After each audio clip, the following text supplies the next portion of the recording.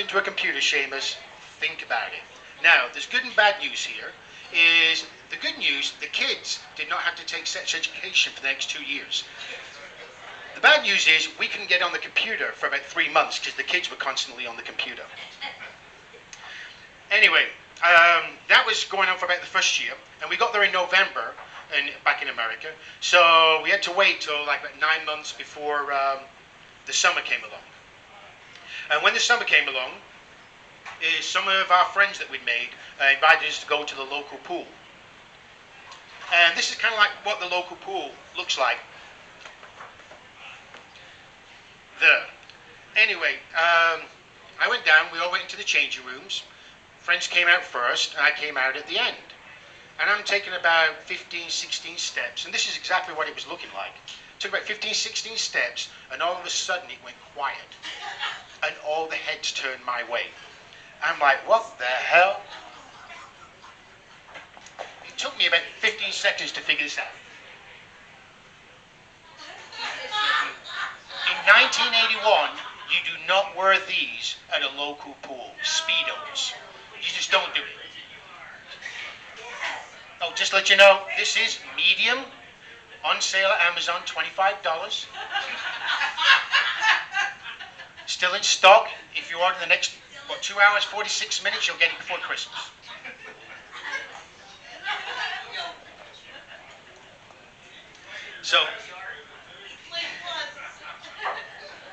So anyway, after about 2 or 3 years, we found out they had a local rugby club, and we enjoyed soccer, but we much more preferred rugby. So me and my brother decided to join the local rugby club. This is a picture of it here. So anyway, we'd play all over the country, actually, well, all over the tri-state area. And one of the teams I remember we played against a lot was a chiropractic college down in Georgia. And the reason I remember playing them is that they just knew how to hit you. I mean, they could hit you from different angles. The fact is, they were studying the skeleton for 4 years, so they just knew how to adjust the skeleton. And one year when we played, I got hurt. I was just hurting so bad walking off the field. And one of the guys from the other team, was in the chiropractic college, said, "Hey, Steve, you okay?" I said, "Oh, I'm in pain." He says, "Well, before the party, because there's always an after party, he said, why don't you come over to my place and I'll take care of you." A little bit of a red flag there, but that's okay. I'm in pain, and you'll do anything when you're in pain. So anyway, we go over to his place, and the first thing he does is he folds out this portable bed I'd never seen before, with a little hole in one end. Another little flag goes up, but you're in pain. He says, "Steve, take off your shirt." Ooh, no, another little flag goes up. Anyway, he put me down on that table, and you know those little rubber man toys where they pull the arms and you twist it and it pulls like that? That's what it felt like. But I tell you what, I actually felt a lot better afterwards. And so the life lesson on this one is you hear about all these quack ways of health and stuff, and there are a lot of quack ones out there, but there are some legitimate ones. And I'm telling you, chiropractics work. So Seamus, you ever get hurt, it's okay to go to a chiropractic. And that little hole at the end is for your nose, so don't worry about it.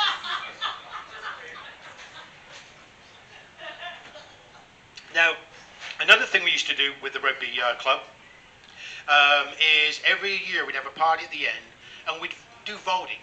And some of the voting would be like, who was the best player, who was the best kicker, best tackler. And one that was at the end of it was what they call the Whaler Award. Now what this was, this is a representative of it right here. This is from Burger King. I don't know if you know, in the 70s, they used to sell a fish sandwich called the Whaler. And so I won one year, and the Whaler Award is the guy that went home with the biggest girl that season. And I won one year, and I was pretty proud of it. Like I said, we've always been very competitive. Anyway, the second year comes along, and we're down in Savannah, Georgia, for St. Patrick's Day tournament. And we're down on the wharf area where all the old ships used to come in. It's beautiful, cobbled stones, old warehouses up there. And getting late in the evening is me and Big Ben are hanging out. Now, Big Ben is a big black guy, like 6'6", 240 pounds. He was a coach in high school. He played in college. Super nice guy. Anyway, we started talking to these two girls, happened to be sisters. And we chit-chatted for quite a while. And anyway, getting towards the end of the evening, all the guys in the team said, hey, we're going back to the condo. Let's go. And anyway, I'm talking to the youngest sister, and she kind of put her arm around me, picked me up. My little feet are just twaddling like that. And she goes, no, he's staying with me. And, the team protested a little, but I was just stuck in that arm lock. So anyway, one thing after another happened, and about 5 o'clock in the morning, she dropped me off with the other guys at the condo. And anyway, it came down to the end of the season, and they're doing the voting for the Whaler Award. So this is the second year I'm up for it now. Problem is, the voting was going the other way towards Big Ben.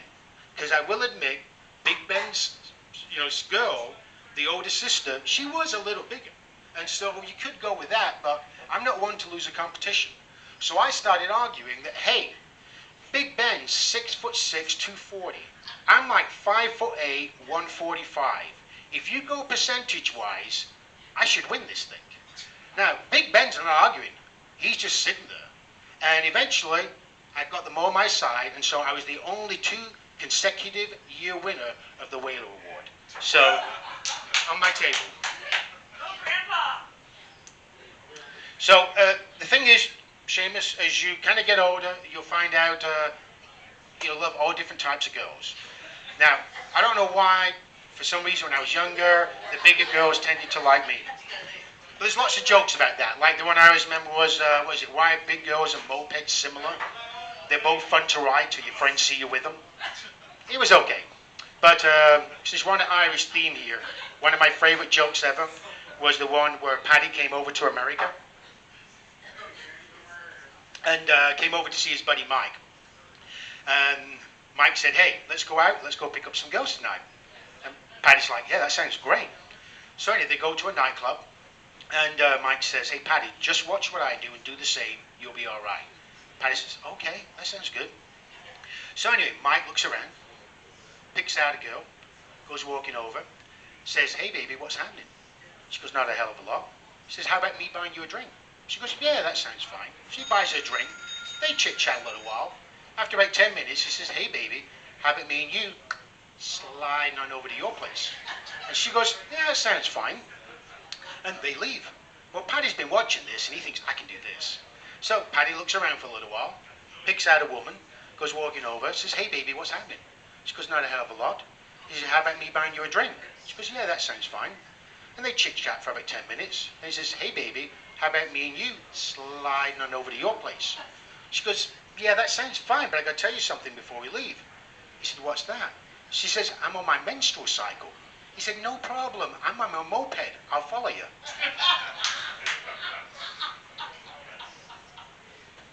Now, what you'll find out, Seamus, as you're growing up and those hormones start kicking in, is you will do like nearly anything to get a girl. And so I remember one night, I had a girl coming over to my place, and there's 3 basic things you have to always remember. You got to get them in your bedroom, you've got to impress them, and then you've got to make sure that they owe you. And so I'd set up this whole scenario. I'm about 22, 23 at this time, and I love computers. And so I'd done computing, and I could write programs. And I don't know if any of you are old enough to remember the movie War Games, where he goes onto the computer, and with the girl, he goes on and changes her grades. So I actually wrote a fake program that did this. And we got into the college, I got her grades, and I changed her grades. So I got into the bedroom saying, want to see my computer? Obviously I impressed her with my computer skills, and then I changed the grades, so now she owes me. So anyway, it worked, it was very successful. The problem here, Seamus, is I found out probably 2 or 3 years later that girls like sex just as much as boys do. And so when I went out telling all my friends, hey, guess how I got a girl the other night? I spent 30 hours writing this computer program to impress her. And they were like, oh, okay. And I'm sure she probably went to her friends and said, I got over there, I'm waiting to have sex, and he's wanted to show me this computer thing. What the hell? So just, you don't always have to work that hard, Seamus. Key thing there is, girls like sex just as much as boys do.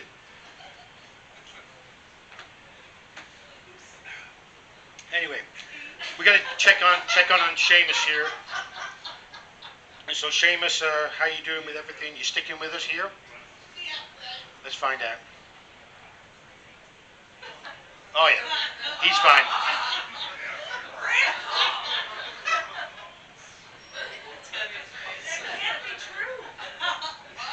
So anyway, we're going to touch on a subject here, Seamus, real quick, and it's drugs. Um, don't do drugs, but everybody has done it at some point. And so I always tell my wife, I said I've smoked pot like 5 times in my life. And one night I actually did hash, supposedly. And we were all in Myrtle Beach. This is about 1983. Myrtle Beach, and it's a big party.